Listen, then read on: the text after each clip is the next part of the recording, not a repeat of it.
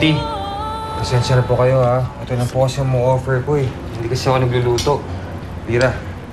Dennis, hindi ka dapat humingi ng pasensya. Ito lang itong patuluyin mo kami dito sa bahay mo, malaking bagay na ito. Oo naman po, Auntie. Basta kayo po. Oo nga, tapos pinakain mo pa kami. Naku, thank you talaga, Dennis. Auntie, ano ang gagawin niyo niyan? Sigurado ako, ihahabla kayo ni Ma'am Roxanne. Sus. Eh di maghabla siya. Magdemanda siya kung gusto niya. Total, pag doon naman siya magaling, parang pastime niya na yun. Baka pa nagkademandaan siya pa makulong eh, no? Sa totoo lang, hindi ko alam, Dennis. Hindi ko alam ang gagawin ko. Panibagong kaso na naman ito eh. Panibagong problema. Panibagong sakit ng ulo na naman. Nandito po ako ngayon sa St. James Hospital kung saan dinala ang prominenteng businesswoman na si Roxanne Saavedra.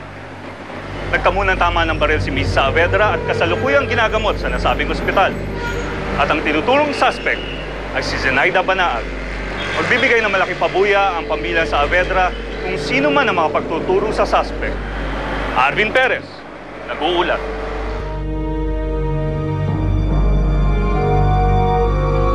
Lira! Sir! Kanina pa kung walang tao dyan eh. Galing na nga po yung mga pulis dito kanina. Saan kaya sila nagpunta? Ay, hindi ko po alam eh. Ay, sir. Totoo po ba yung chismis na Ano? nakapatay daw si Zeni? Naku, Kaya ba siya nagtatago? hindi ko totoo yun. Kilala niya masaling Zeni. Mabait po siyang tao. Eh, oo, bakit naman pinlash niya sa TV kanina? Attempted murder pa nga eh. Napakasama talaga nila. Pinagmumukha nila akong kriminal. Bakit nila ginagawa sa akin ito? Ay, tama na. Huwag na kayong umiyak, hindi kayo masamang tao. Pinalalabas silang mamamatay tao ako sa buong Pilipinas. Para na akong nahatulan ng wala akong kasalanan. Dapat hindi ako nagtiwala kay Roxanne. Tama na, huwag ka mag-alala. Maniwala ka. Lalabasin ang totoo. Malalaman din ng lahat na inosente ka. Tama na. Ano ba magagawa nun? Kung siniraan na rin naman niya ako sa anak ko. Yun ang pinakamasakit sa lahat eh. Ang gusto ko lang makuha ang kapatid mo. Ang gusto ko lang makuha si Vanessa. Pero paano ko magagawa yun kung hindi na siya maniniwala sa akin?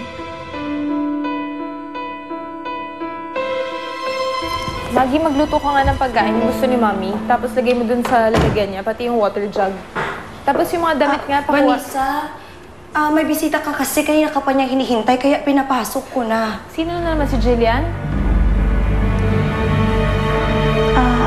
Ano? Vanessa, ako to, ang kapatid mo.